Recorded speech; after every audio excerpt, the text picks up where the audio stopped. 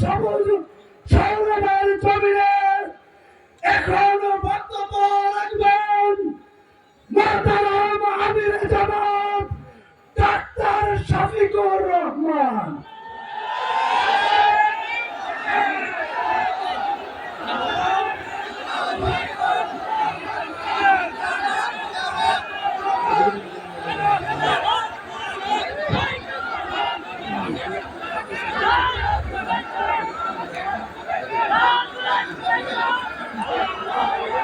আসসালামু আলাইকুম ওয়া রাহমাতুল্লাহ।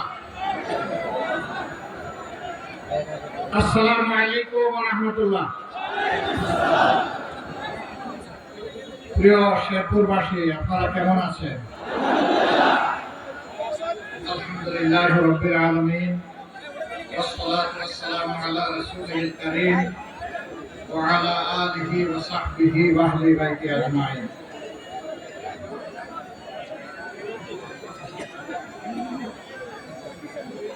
আজকের এই সভাকে আমি সভা বললাম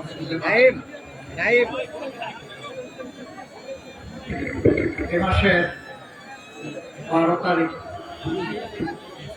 এই জাতির বাক পরিবর্তনের একটা দিন।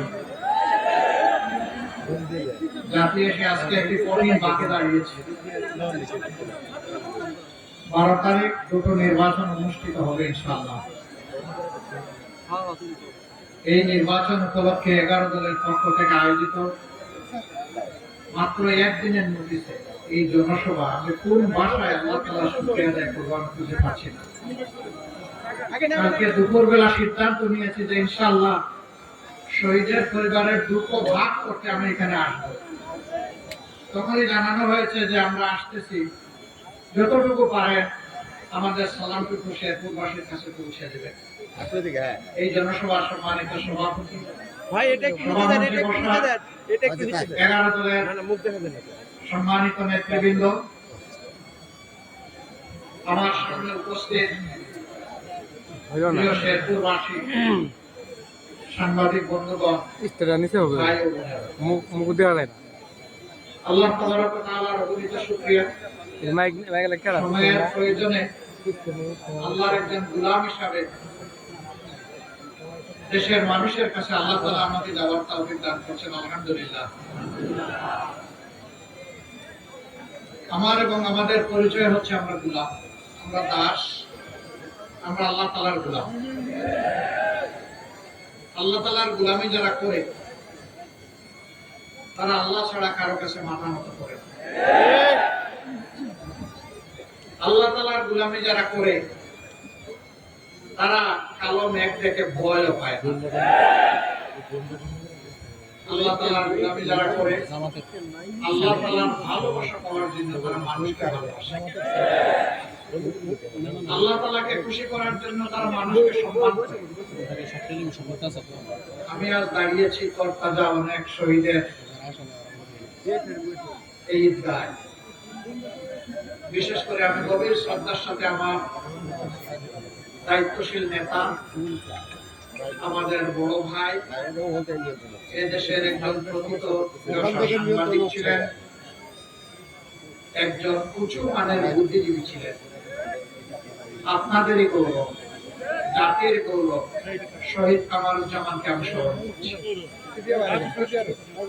তার লাশটি আপনাদের এই মাটির বুকের উপরে আছে, আপনাদের কাছে আমরা আমানত রেখেছি। দুঃখের বিষয়, যে মানুষটার প্রতিবাদকে সহ্য করতে পারে নাই সেই মানুষটার লাশকেও সহ্য করতে পারেনি। আপনারা সাক্ষী, সেদিন মনের মতো করে আপনারা তার জানাজা আদায় করতে পারেন নাই, আদায় করতে দেওয়া হয় না। সারা দিন ব্যাপী এই জানাজা অনুষ্ঠিত হয়েছিল, এক জানাজার পর আরেক জানাজা। এটি ছিল মানুষের ভালোবাসার ঢেউ। ভালোবাসা পয়সা দিয়ে কিনা যায় না, জোর করে আদায় করা যায় না। ভালোবাসা আসে মনের গভীর অন্তর থেকে। ভালোবাসা ধমক দিয়ে আদায় করার বিষয় না। ফ্যাসিবাদী শাসন কায়েম করেও ভালোবাসা আদায় করা যায় না। আর তরতাজা শহীদ মাত্র 3 দিন আগে প্রশাসনের টাকা একটা মিটিং, সেখানে আইন শৃঙ্খলা বাহিনীর সদস্যদের উপস্থিতিতে স্পষ্ট বিবাদ। একজন আলেমের দিন, একজন বিশিষ্ট শিক্ষক অধ্যাপক মৌলানা রেজাউল করিম, যিনি শ্রীবর্তী উপজেলা জামাত ইসলামের সেক্রেটারি ছিলেন, তাকে নির্মমভাবে পিটিয়ে হত্যা করা হয়েছে। অবশ্য যারা হত্যা করেছেন তাদের জন্য এটি নতুন না। আমরা তো তাদের দল না, ভিন্ন দল। তারা তো নিজের দলেরই 2 শতাধিক মানুষকে দুনিয়া থেকে বিদায় করে দিয়েছে। এখন রাজনীতি, যেই রাজনীতি মানুষকে নিরাপত্তা দেওয়ার পরিবর্তে মানুষকে খুন করে ফেলে, এটা আবার কোন রাজনীতি? আপনারা কি এই রাজনীতি চান? এই রাজনীতি তো 54 বছর চলেছে। আল্লাহ তাআলা 5 তারিখ দেশে একটা পরিবর্তনের সুযোগ এনে দিয়েছেন। আল্লাহর কসম, বাংলাদেশের আসমানের ছাদের নিচে এই জমিনের বিছানার উপরে সবচেয়ে বড় মুসলিম সংগঠনের নাম বাংলাদেশ জামাত ইসলামী। এক এক করে সম্পূর্ণ মিথ্যা মামলায় 11 জন শীর্ষ নেতাকে ঠান্ডা মাথায় খুন করা হয়েছে। হাজারের উপর সহকর্মীকে দুনিয়া থেকে বিনা বিচারে বিদায় করা হয়েছে। 700-র মতো সহকর্মীকে আয়না করে বন্দী রাখা হয়েছে। তাদের 8 জনের খবর হদিস এখনো জানি না। তাদের মায়েরা জীবন্ত সন্তান কিংবা একটা কবরের অপেক্ষায় আছেন। সন্তান যদি বেঁচে না থাকে, কবরটি কোথায়? সন্তানের কবর থেকে মাটি ছুঁয়ে একটি বুকে লাগাতে চান, একটু কপালে লাগাতে চান, একটু প্রশান্তি পেতে চান। এই মায়েদের কাছে আমাদের কোনো জবাব নাই। যাদেরকে খুন করা হয়েছে তাদের পিতা মাতা, স্ত্রী, ভাই বোন এবং এতিম সন্তানদের কাছে আমাদের কোনো জবাব নাই। বিশেষ করে 24-এ যাদেরকে ব্রুটালি, নির্মমভাবে খুন করা হয়েছে, সেই 1400-র মতো নারী, শিশু, বৃদ্ধ, আবাল বনিতা, তাদের পরিবারের কাছে আমাদের কোনো জবাব নাই। আমরা ঘুরে ঘুরে তাদের কাছে গিয়েছি, জনে জনে, বাড়ি বাড়ি। আমি তাদের কারো চোখে পানি দেখি নাই, আল্লাহর কসম, আমি তাদের চোখে পানি দেখি নাই। আমি চকচকে রক্তের ফোঁটা দেখেছি। তাদের চোখের পানির ফোঁটাগুলো যেন চিৎকার দিয়ে বলছিল, আমি রক্তের ফোঁটা, আমি আমার আপনজনের রক্ত। ছোট্ট অবুস এতিম শিশুগুলো হাত ধরে আমাকে টেনে নিয়ে যেত, একটা দেয়ালের পাশে নিয়ে দেখাতো, ওই নিজ হাতে নিজের মতো করে বাবার ছবি এঁকেছে, বলে এটা আমার বাবা। অথচ বাবাকে দেখি না, বাবাকে কি আর দেখবো না? এই এতিম অবশ্য সন্তানের কাছে আমাদের কোনো জবাব ছিল। যারা এই কাজ করেছে দুনিয়ায়, তারা তাদের কিছুটা পাওনা পেয়েছে। বাকি পাওনা দুনিয়া পেতেও পারে, নাও পেতে পারে, কিন্তু আদালতে আখিরাত এটাকে কেউ ফাঁকি দিতে পারবেন না। ফামান ইয়ামাল মিসকালা যাররাতিন খাইরান ইয়ারা ওয়া মান ইয়ামাল মিসকালা যাররাতিন শাররান ইয়ারা। ভালো মন্দ তিল পরিমাণ আমল নিয়ে সবাইকে হাজিরা সেদিন দিতে হবে। এই সকল আমল, নেক হোক আর বদ হোক, তার পাওনা সেদিন আল্লাহ সমঝাই দেবেন। আল্লাহ বলছেন, আমার হাতেই দিব, অন্য কারো হাতে না।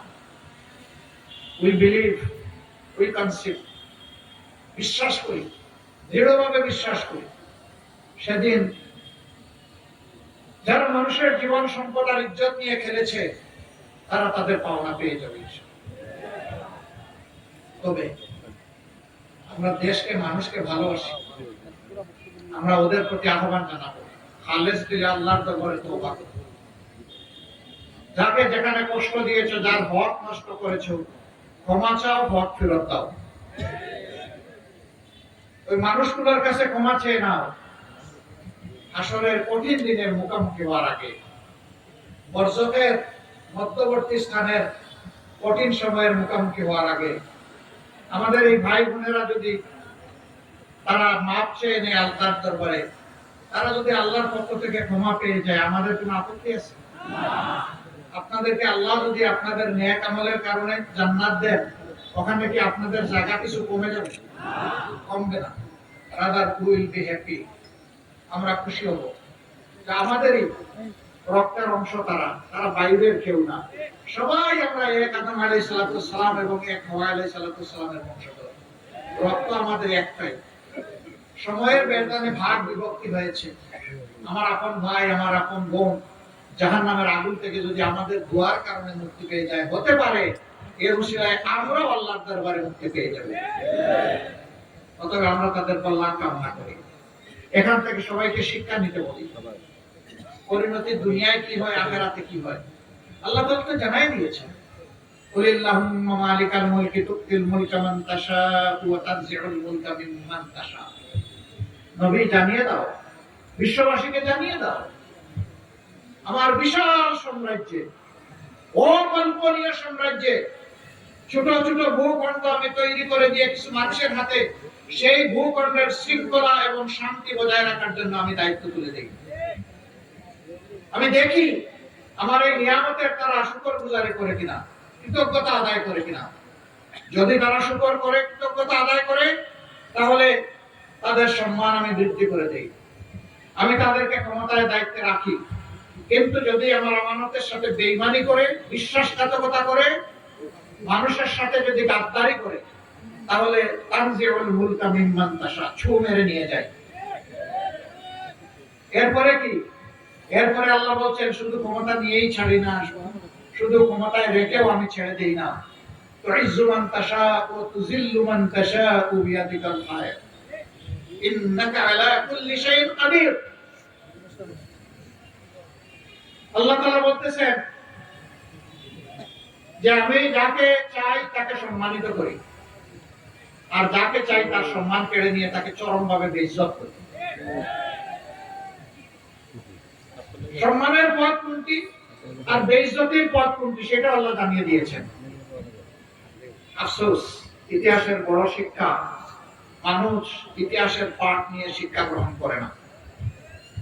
এই সম্প্রতি মাত্র 17 মাস হয়েছে দেশে একটা বিশাল অকল্পনীয় পরিবর্তন হয়েছে।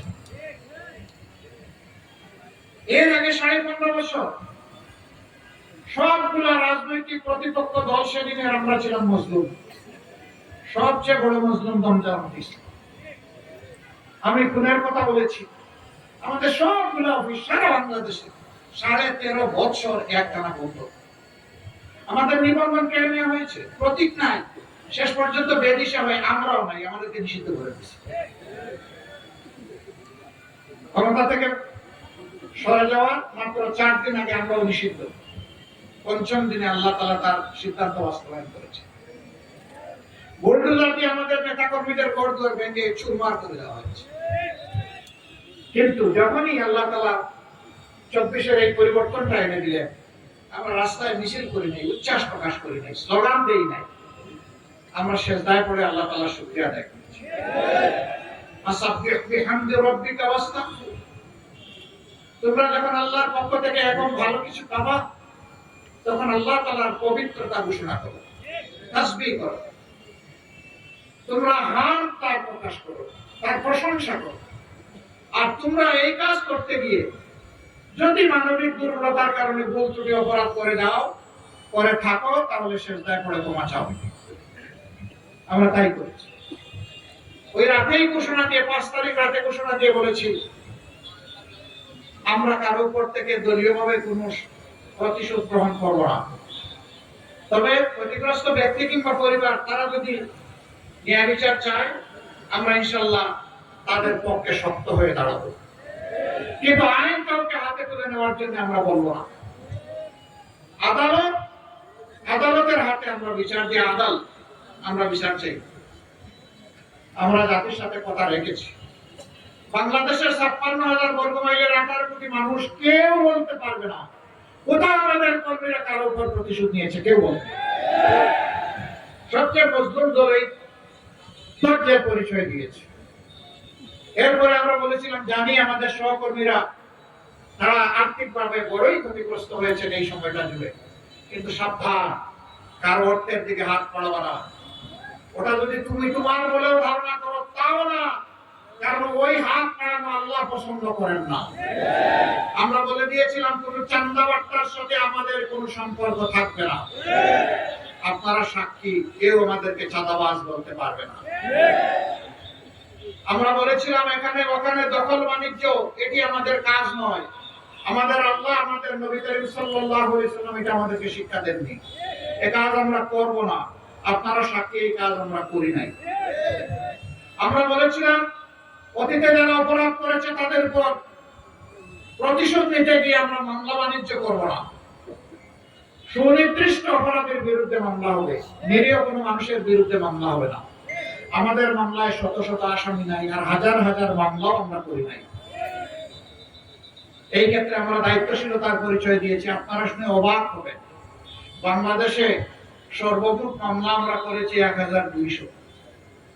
এর মাঝে 8টা মামলা আছে, প্রত্যেক মামলায় আসামি মাত্র একজন করে। আমরা দ্বিতীয় কোনো ব্যক্তিকে অপরাধী পাইনি, দ্বিতীয় ব্যক্তির নাম লিখবো কিভাবে? আমরা এটা করবো না, আমরা এটা করি না। কিন্তু অনেকে হাজার হাজার মানুষ দিয়ে মামলা করেছেন, তারপরে তাদের কাছ থেকে অনেক কিছু তারা গ্রহণ করেছেন। এই সবগুলো হারাম, এই সব হারাম। একটা নিরীহ মানুষকেও কষ্ট দেওয়ার কোনো অধিকার অন্য কোনো মানুষের নেই। আমরা এই কাজ করি নাই। এত কষ্ট মুখে চেপে কেন আমরা এগুলা করলাম না? কারণ আমরা আল্লাহ তাআলাকে ভয় করি, কারণ আমরা দেশকে ভালোবাসি, কারণ আমরা দেশের মানুষকে ভালোবাসি। আমরা সেই ভালোবাসার সম্মানের দেশটা করতে চাই। দুঃখজনক, এই ভালোবাসার সম্মানের জায়গাটা তৈরি করতে গিয়ে নির্বাচন আমাদের সামনে। একদিনে 2টি নির্বাচন, গণভোট, সাধারণ নির্বাচন। আপনাদের পার্শ্ববর্তী শ্রীবর্দী উপজেলা, জেনাইগাতি উপজেলায় 2টা নিয়ে আপনাদের 3 নম্বর আসন। সেই আসনে প্রশাসনের পক্ষ থেকে একটা সভা আহ্বান করা হয়েছে। প্রার্থীরা দলীয়ভাবে স্থানীয় ইশতেহার সেখানে প্রকাশ করবে। কেন্দ্রীয় ইশতেহার তো করবো কেন্দ্রীয় সভা। এখানে বসা, পজিশন, কে সামনে কে পিছনে, এইটাকে কেন্দ্র করে একটা মানুষকে খুন করে ফেলা হবে। আরো 3 জন মানুষকে মৃত্যুর দ্বারে পৌঁছে দেওয়া হবে। তারা এখন হাসপাতালের বেডে জীবন মৃত্যুর সাথে লড়াই করছে। আমরা জানি না তাদের কিসমতে কি হবে। শুধু আল্লাহ তাআলার দরবারে দোয়া করি, আল্লাহ যেন মেহেরবানি করে দয়া করে আমাদের মতো কাঙ্গালদের দোয়াকে কবুল করে তাদেরকে যেন সুস্থতার নিয়ামত ফিরিয়ে দেয়, তারা যেন সুস্থ জীবনে ফিরে আসে। আফসোস, 3টা দিন অতিবাহিত হয়ে গেল, এখন পর্যন্ত একজন আসামিকে গ্রেফতার করা হলো না। ঢাকা এয়ারপোর্টে আজকে লাঞ্চে স্বরাষ্ট্র উপদেষ্টার সাথে আমার সরাসরি দেখা হলো। আমি জিজ্ঞেস করলাম কি করলেন? বলে যে সম্ভবত মামলা হয় নাই। আমি বললাম নিশ্চিতভাবে গতকাল মামলা হয়েছে। আজ পর্যন্ত আমাদের কাছে এই মামলার কোনো অগ্রগতি নাই। আমরা কার দিকে চেয়ে আছি? তিনি আমার সামনে থেকে পুলিশের একজন ঊর্ধ্বতন কর্মকর্তাকে ফোন করলেন। শ্রীবর্দীর যেখানে আমাদের শহীদের বাড়ি, সেখানে মাঠে একজন পুলিশ কর্মকর্তা আমার সাথে দেখা করলেন। আমি জিজ্ঞেস করলাম কি করলেন আপনারা? আপনারা তো দুষ্টের দমন করবেন, শিষ্টের লালন করবেন, তো দুষ্টরা যে এখনো বহাল তবিয়তে আছে। উনি বললেন আমরা চেষ্টা করছি। আমি বললাম সেই চেষ্টা কি কিয়ামত পর্যন্ত চলবে নাকি এর কোনো দৃশ্যমান অগ্রগতি দেখে দিবে? আমি স্বরাষ্ট্র উপদেষ্টাকে বলেছি আপনার এই ফোনের আমার কোনো দরকার নাই, আমি ভিজিবল ডেভেলপমেন্ট দেখতে চাই। আমি দেখতে চাই যারা ফোন করেছে তাদেরকে আপনারা আইনের আওতায় এনেছেন। আমরা এটা উৎসাহিত করবো না জনগণ আইন নিজের হাতে তুলে নেয়, এটা কোনো সভ্য সমাজের পরিচয় হতে পারে। আমরা সভ্য, আমরা অভদ্র নই, কিন্তু আমরা দুর্বল এবং কাপুরুষ নই, এটা মনে রাখবেন। প্রিয় দেশবাসী, আজকে যেহেতু বুক করা কষ্ট নিয়ে এখানে এসেছি, কথা অনেক বলবো না, আর 2-1টি কথা বলে বিদায় দেব। এখানে মারা এসেছে, হযরতে আদম আলাইহিস সালাম এবং হযরতে হাওয়া আলাইহিস সালাম ছাড়া দুনিয়ায় যত মানুষ এসেছেন কিয়ামত পর্যন্ত যত মানুষ আসবেন সবাই মায়ের গর্ভ থেকে আসবে। বাবার গর্ভে কোনো সন্তান জন্ম নেওয়ার কোনো সুযোগ নেই। এই গর্ভ থেকে এসে আল্লাহ তাআলা যে রিজিক, যে সুষম খাদ্য শিশুর জন্য, অবুঝ শিশুর জন্য তৈরি করে দিয়েছেন, এটাও মায়ের ভোগ। ওই অবুঝ শিশুর সুবিধা অসুবিধা বোঝার যে দরদি মানসিকতা, এটাও মায়ের মন। ওই শিশুর জন্য নিরাপদ ব্যবস্থা, ওইটাও মায়ের ভোগ। এই মাদেরকে বিভিন্ন জায়গায় অপমানিত অসম্মানিত করা হচ্ছে। যারা করছেন তারাও মায়ের সন্তান। তাদের প্রতি আমাদের অনুরোধ, প্লিজ প্লিজ এন্ড প্লিজ, আপনারা আপনাদের মাকে, স্ত্রীকে, বোনকে, মেয়েকে আপনারা সম্মান করতে শিখুন। যদি নিজের পরিবারের সম্মানটা দিতে পারেন, বাংলাদেশের 9 কোটি মাকে আপনি সম্মান করতে পারবেন। আর যদি নিজের মাকে, স্ত্রীকে, বোনকে, মেয়েকে যদি সম্মান করতে না জানেন, আপনি মানুষ নামের কলঙ্ক। বহু জায়গায় মাদের গায়ে পর্যন্ত হাত দেওয়া হয়েছে। কোন উন্মাদ বলে ফেলেছে, এগুলো মিডিয়া আপনারা দেখেছেন, যে বোরকা পরা, নেকাব পরা, হেজাবওয়ালা কোন মহিলাকে যদি দেখো দুধ চাইতে আসছে, ওর কাপড় খুলে ফেলবে। এরা কোন প্রজাতি? এদেরকে মানুষ বলা যাবে? এটা আমার কথা নয় তো, এটা কোরআনের কথা। কালানাম, এরা হচ্ছে 4 পায়া জন্তু। এরপরে আল্লাহ তাআলা বলছেন বালহুম আদাল্লু, এরা তার চেয়ে নিকৃষ্ট। 4 পায়া জন্তুকে আল্লাহ বিবেক দেন নাই, তাই ভালো মন্দ সে বুঝে না। মানুষকে আল্লাহ বিবেক দিয়েছেন, বিবেক দেওয়ার পরেও এই ধরনের হুঙ্কার যারা দেয়, অপকর্ম যারা করে, আল্লাহ বলছেন এরা পশুর চেয়েও খারাপ।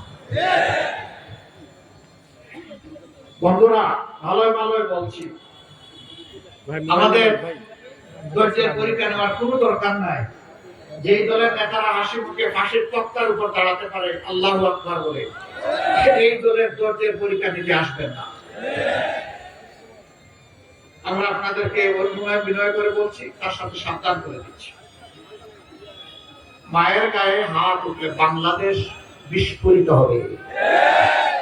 মায়ের সন্তানেরা গালে হাত দিয়ে বসে থাকবে না। উই ওয়ান্ট জাস্টিস বলে যে যুবক যুবতীরা রাস্তায় এসেছিল, তারা কাউকে ছেড়ে কথা বলবে না। আল্লাহর দোহাই, এগুলা করবেন না। আপনার আদর্শ, আপনার বক্তব্য, আপনার পরিকল্পনা, আপনার কর্মসূচি আপনি জনগণের কাছে গিয়ে পৌঁছে যান। We salute, we respect you, সম্মান দেখাবো, কিন্তু আমার পথে বাধা সৃষ্টি করবেন না। এটি আমার অধিকার নয়, এটি আমার দায়িত্ব। আমার দায়িত্বে বাধা দেওয়ার অধিকার কারণে, অধিকার কেড়ে নেওয়ার অধিকার কারণে। যুবক বন্ধুরা, আপনারা কি ঘুমাই গেছেন? 24 এখনো চলছে না? 24 চলবে যতদিন পর্যন্ত 18 কোটি মানুষের মুক্তি নিশ্চিত না হবে। জেগে থাকবেন, এখন থেকে পাহারা দেবেন। নির্বাচন নিয়ে কেউ যদি সন্ত্রাস চালাতে চায়, তাহলে আল্লাহর উপর ভরসা করে সমান পরিমাণ জবাব দিবেন, বেশি দিতে দেবেন না। তবে নিজে জবাব দেওয়ার আগে অবশ্যই যথাযথ কর্তৃপক্ষ এবং প্রশাসনকে অবহিত করবেন। যদি দেখেন প্রশাসন করছে না আর এটা সন্ত্রাসীদের অভয়ারণ্য হয়ে গেছে, তাহলে তখন আপনার উপর ওয়াজিব হয়ে যাবে সেটা প্রতিহত করা। যুবক বন্ধুরা, রাস্তায় নেমেছিল তোমাদের অধিকারের জন্য, যে আমরা কাজের অধিকার চাই। তোমরা কি মিছিল করে গিয়ে বলেছিল যে আমরা কারো কাছে বেকার ভাতা চাই? বেকার ভাতা দিয়ে আমরা আমাদের যুব সমাজকে অপমান করতে চাই না। আমাদের যুব সমাজ কারো কাছে বেকার ভাতা চায় না। আমাদের যুব সমাজ তাদের যোগ্যতা অনুযায়ী মর্যাদার কাজ তাদের হাতে পেতে চায়। আমরা ওয়াদাবদ্ধ, আল্লাহ আমাদেরকে এই কাজের জন্য নির্বাচিত করলে জনগণের ভোটে এবং ভালোবাসায় ইনশাআল্লাহ আমরা আমাদের যুবক যুবতীর হাতকে কারিগরের হাতে পরিণত করব।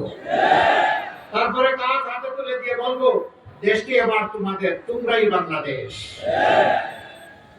আমরা যুবকদের হাতে বাংলাদেশ তুলে দিতে চাই। তৈরি হয়ে যাও যুবক বন্ধুরা, এই বাংলাদেশের ভার তোমাদেরকে বহন করতে হবে। বৈষম্যের বিরুদ্ধে, অন্যায়ের বিরুদ্ধে, দুর্নীতির বিরুদ্ধে, চাঁদাবাজির বিরুদ্ধে, মানুষ খুনের বিরুদ্ধে, মায়ের ইজ্জত যারা নষ্ট করে তাদের বিরুদ্ধে ইনশাআল্লাহ এই দেশ দাঁড়িয়ে যাবে। আমরা সেদিন যুবকদেরকে বাংলাদেশ নামে উড়োজাহাজের ককপিটে বসিয়ে দেবো ইনশাআল্লাহ। আর আমরা গিয়ে বসবো প্যাসেঞ্জার সিটে।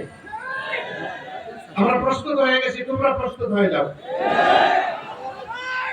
তোমাদের নিয়ে আমাদের বাংলাদেশ, তোমাদের নিয়ে আমাদের মক্কা, তোমাদের নিয়ে আগামী নতুন বাংলাদেশ ইনশাআল্লাহ। মারা ইনশাআল্লাহ আপনাদের এই সন্তানরা বেঁচে থাকলে সারা বাংলাদেশে আমরা দুইটা কাজ তিনটা জায়গায় করবো ইনশাআল্লাহ। কাজ দুইটি হচ্ছে আপনাদের নিরাপত্তা এবং আপনাদের মর্যাদা, আর জায়গা তিনটি হচ্ছে ঘর, চলাচল এবং আপনাদের কর্মস্থল। এই তিন জায়গায় এই দুই নিয়ামত আপনাদের হাতে তুলে দেওয়া হবে ইনশাআল্লাহ। ভয় দেখানো হয়, জামাত 11 দল ক্ষমতায় গেলে মাদেরকে ঘরে বন্দী করা হবে। আপনারা কি আজকে ঘরে বন্দী না? এই মাঠে ভাইদের সাথে আপনারা আসেন নাই? নবী করিম সাল্লাল্লাহু আলাইহি সাল্লাম আমাদের মাদেরকে সাথে নিয়ে যুদ্ধের ময়দানে যোদ্ধা হিসেবে নিয়ে গেছেন। সমাজের সর্বক্ষেত্রে তাদেরকে সুযোগ দিয়েছেন। আমি যে আমার মাকে ঘরে বন্দী করে রাখা, এই ক্ষেত্রে আমরা দেখবো না কোন মা কোন ধর্মের কোন দলের, আমরা দেখবো তার সেই যোগ্যতাটা আছে এবং তিনি দেশপ্রেমিক কেনা আমাদের জন্য। তার হাতে তার যোগ্য কাজটি চলে যাবে ইনশাআল্লাহ। ধর্মে বর্ণে আমরা কোনো ভেদাভেদ করবো না, যোগ্য মানুষটি যোগ্য কাজ পাবে। এই দেশ মুসলমান, হিন্দু, বৌদ্ধ, খ্রিস্টান 4টা ধর্মের মানুষের দেশ। এই 4 ধর্মের মানুষকে একত্রিত করে ফুলের বাগান সাজাতে চাই ইনশাআল্লাহ। এক জাতের গাছ দিয়ে বাগান হয় না, ভিন্ন ভিন্ন জাতের গাছ লাগে। আল্লাহ সেটা এইভাবেই রেখেছেন, জোর করে একের ধর্ম আরেকজনের উপর চাপানোর অধিকার আমাদের নাই। সরকারি কর্মকর্তা কর্মচারী যারা আছেন তাদেরকে ভয় দেখানো হয়, এরা যদি ক্ষমতায় আসে আল্লাহ পুরো বাঁচবা কেন? চাঁদাবাজরা ভয়ে ভীত সন্ত্রস্ত, আমরা বাঁচবো কেন? ইনশাআল্লাহ আমরা কথা দিচ্ছি, এখন সরকারি কর্মকর্তা কর্মচারীদের উপর বিভিন্ন ক্ষেত্রে দারুণ বৈষম্য করা হয়।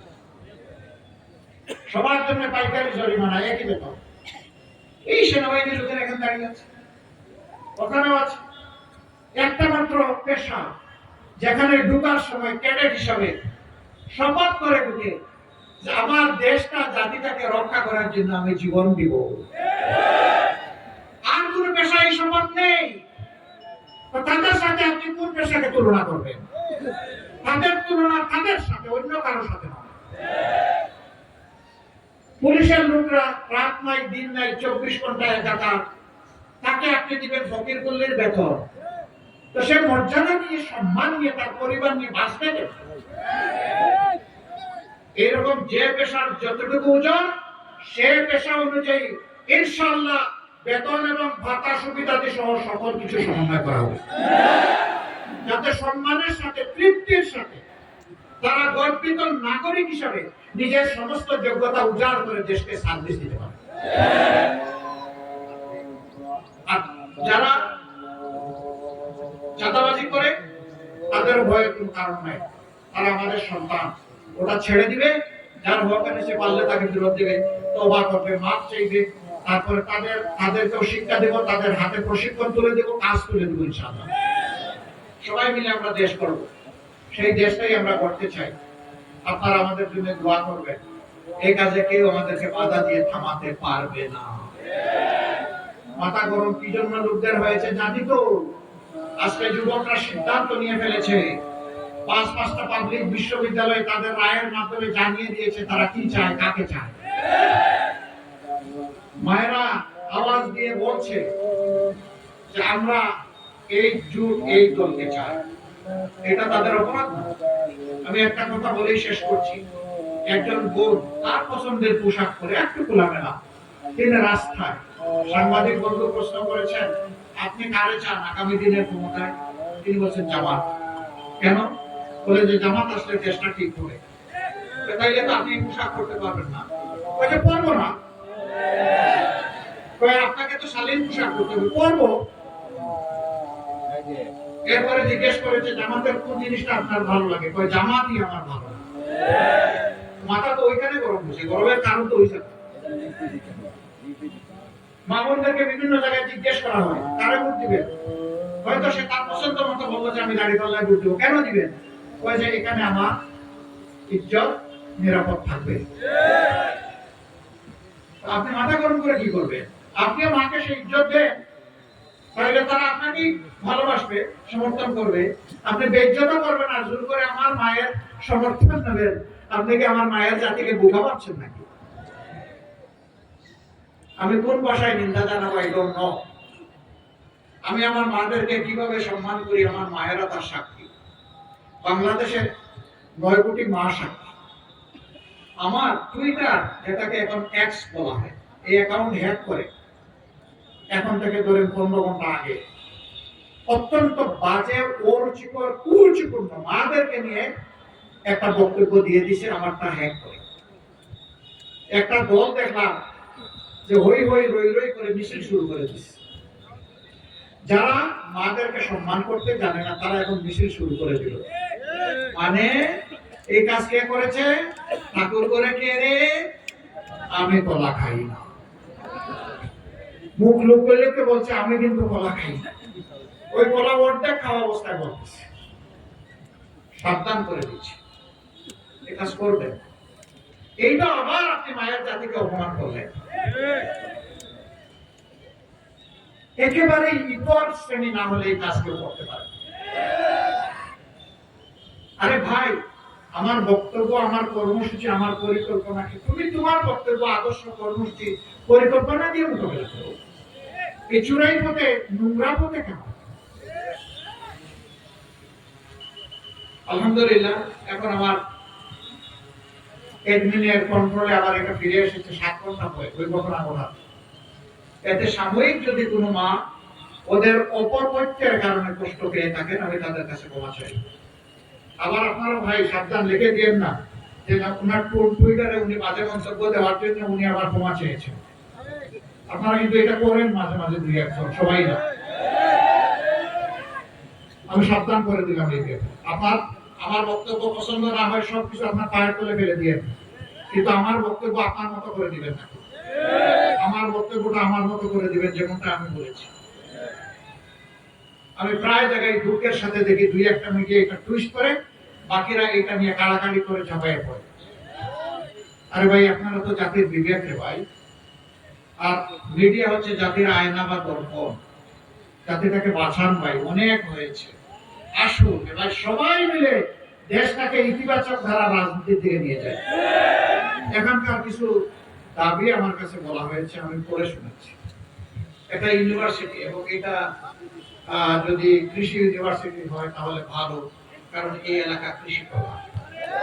এখানে রিসার্চ হবে, কৃষির উন্নয়ন হবে, কৃষকরা স্বস্তির সাথে মাঠে ফসল ফলাবে, ন্যায্য মূল্য পাবে।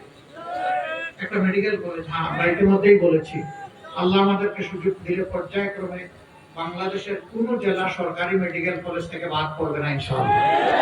শেরপুর যেহেতু জেলা, তারাও বাদ পড়বে না। তারপরে স্পেশালাইজড হসপিটাল, হ্যাঁ আগে মেডিকেল কলেজ করতে হবে ওই স্কিল ম্যান পাওয়ার তৈরি করার জন্য।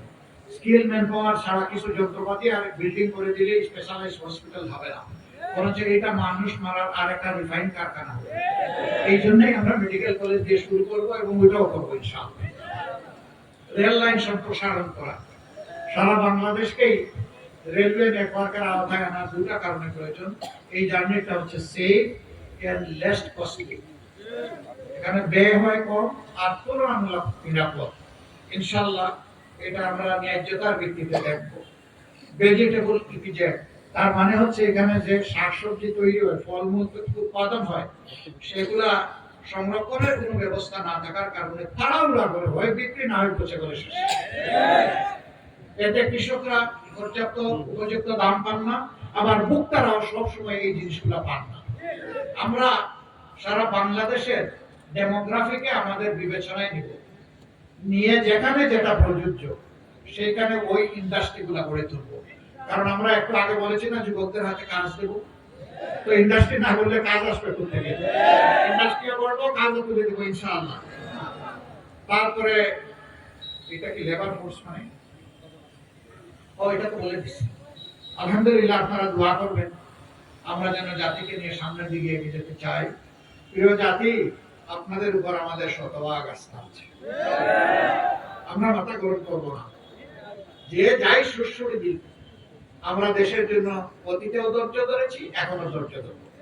জাআল হক ওয়া যাহাকাল বাতিল ইন্নাল বাতিলা কানা যাহুকা। সত্যের আগমন ধ্বনি ঘন্টা বাজাচ্ছে। মিথ্যা, দুর্নীতি, চাঁদাবাজি, সন্ত্রাস সমাজ থেকে বিদায় নেওয়ার জন্য রাস্তায় এখন লাইন ধরে দাঁড়িয়ে আছে। এখন ঘন্টাটা একটু জুড়ে বাজাতে হবে আগামী 12 তারিখ ইনশাআল্লাহ। কয়টা ভোট? নতুন বাংলাদেশের জন্য সংস্কারের পক্ষে একটা ভোট। এটা হা না না? হা মানে আজাদি, না মানে গুলামি। আজাদি না গুলামি? আজাদি না গুলামি? তাহলে 12 তারিখের প্রথম ভোট ইনশাআল্লাহ হা। আমি নিজে, আপনি নিজে, আপনার পরিবারের সদস্যবর্গ, আপনার প্রতিবেশী, আপনার আপনজন, প্রিয়জন, আপনার কর্মস্থলের সাথী সবাইকে নিয়ে ইনশাআল্লাহ হায়ের পক্ষে জোয়ার তুলব আমরা ইনশাআল্লাহ। ইনশাআল্লাহ হায় বিজয়ী হবে ইনশাআল্লাহ। দ্বিতীয় ভোট ইনসাফের প্রতীক দাঁড়িপাল্লা, অথবা 11 দলের যেখানে যে প্রতীক আছে সেই প্রতীক যাকে যেখানে দেওয়া হয়েছে। এখানে 3টা প্রতীকই দাঁড়িপাল্লার প্রতীক। আমি এক এক করে কাদের হাতে ইনশাআল্লাহ এখন ইনসাফের প্রতীক দাঁড়িপাল্লা তুলে দেব। আপনারা কি তাদের সাথে থাকছেন? ইনশাআল্লাহ। রাষ্ট্রের প্রেসিডেন্টের জন্য যে বিচার, সাধারণ শ্রমিকের জন্য একই বিচার, সেই বিচার আপনারা চান? সেই বিচারের প্রতীক হচ্ছে দাঁড়িপাল্লা। আসেন শেরপুরে সম্ভবত সদর আসেন, তাই না? আলহামদুলিল্লাহ।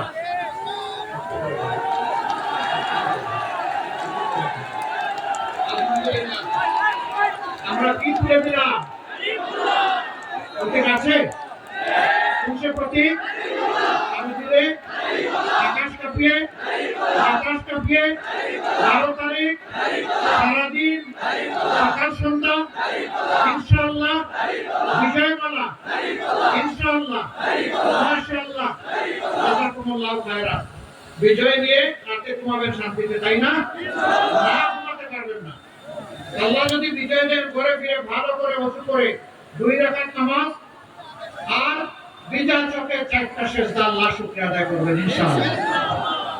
এরপরে শেরপুর 2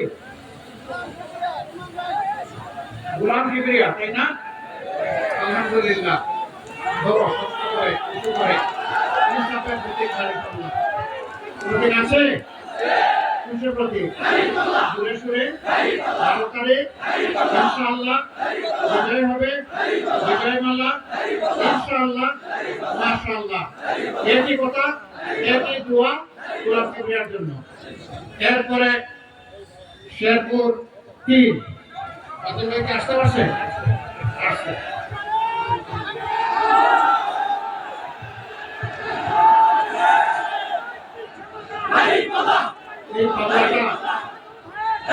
এই পাল্লাটা রক্তে রঞ্জিত, এই পাল্লাটা রক্তে রঞ্জিত। এই পাল্লার পক্ষে কাজ করতে গিয়ে একটা ভাই জীবন দিয়েছে। হে আল্লাহ, এই শহীদের উসিলায় এই পাল্লাকে তুমি কবুল করো। ইনসাফ কায়েমের শক্তি তুমি দান করো। জনগণকে এই প্রতীকের সঙ্গী বানিয়ে দাও। হে রব্বুল আলামিন, বেইনসাফের বিরুদ্ধে তুমি ইনসাফের বিজয় দান করো। ভাই মার্কা আছে? কোনকে মার্কা? ইনশাআল্লাহ 12 তারিখ সারাদিন ইনশাআল্লাহ বিজয় হবে। জাযাকুমুল্লাহু খায়রান। আমি আপনাদের কাছ থেকে বিদায় নিচ্ছি। বিদায় নেওয়ার আগে মাওলানা আজিমের দরবারে আওয়াজ তুলে বিদায় নিতে চাই। লিল্লাহি তাকবীর, লিল্লাহি তাকবীর, ইনকিলাব, ইনকিলাব। জিন্দাবাদ জিন্দাবাদ ইনকিলাব জিন্দাবাদ। আসসালামু আলাইকুম ওয়া রাহমাতুল্লাহ।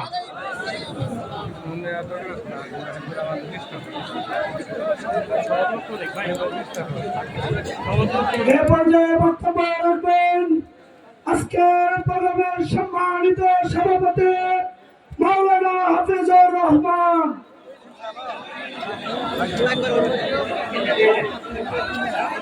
আসসালামু আলাইকুম ওয়া রাহমাতুল্লাহি ওয়া বারাকাতুহু। আলহামদুলিল্লাহি রাব্বিল আলামিন ওয়াসসালাতু ওয়াসসালামু আলা রাসূলিল কারীম। সংগ্রামী আলহাজ মোহাম্মদ কামরুজ্জামান সাহেবের এবং শহীদ রাজাউল করিম ভাইয়ের উত্তর শরীফ ভাইয়ের আমার, আমরা এই রক্তের বদলা হিসাবে 12 তারিখে বিজয় নিয়ে আসবো ইনশাআল্লাহ।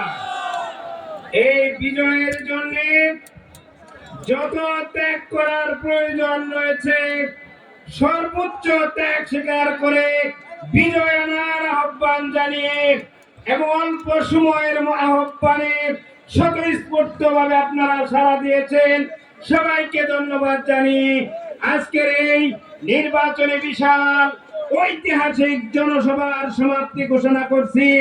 নাসরুম মিনাল্লাহি ওয়া ফাতহুল করিব ওয়া বাশশিরিল মুমিনিন। আসসালামু আলাইকুম ওয়া রাহমাতুল্লাহি ওয়া বারাকাতুহু। সবাই শান্তশিষ্টভাবে যাবেন, শহরে যাতে করে যানজট সৃষ্টি না হয়। যার যেখানে গন্তব্যস্থল রয়েছে দায়িত্বশীলদের সাথে যাবেন। বন্ধুদেরকে একটু অনুরোধ করতে চাই, একটু পরে বের হবেন।